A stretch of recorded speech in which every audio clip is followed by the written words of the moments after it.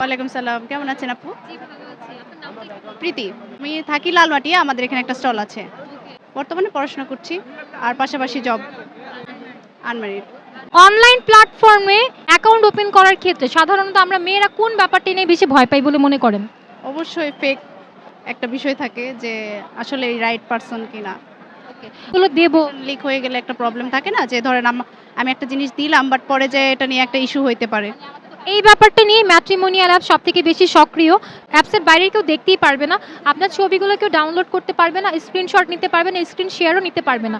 আপনার প্রোফাইলটা শুধুমাত্র একজন পাত্রই ভিজিট করতে পারবে। আর শুধুমাত্র সেই যোগাযোগ করতে পারবে যার সাথে আপনার পছন্দের কমপক্ষে 80% ম্যাচ হবে। আপনার পছন্দের বাইরেরও কেউ কিন্তু আপনাকে কল করতে পারবে না, শুধু ভিজিট করতে পারবে। তো মেয়েদের জন্য ম্যাট্রিমোনিয়াল অ্যাপস কতটুকু নিরাপদ বা কতটুকু ভূমিকা রাখছে সেফটির দিক থেকে বলে মনে করছেন? আচ্ছা শুনে মনে হচ্ছে অবশ্যই বেটার কিছু। তো ট্রাই করতে পারি। তাদের ফ্যামিলি ব্যাকগ্রাউন্ড কেমন হয়তো একটা বলতেছে আরেকটা হচ্ছে এরকম।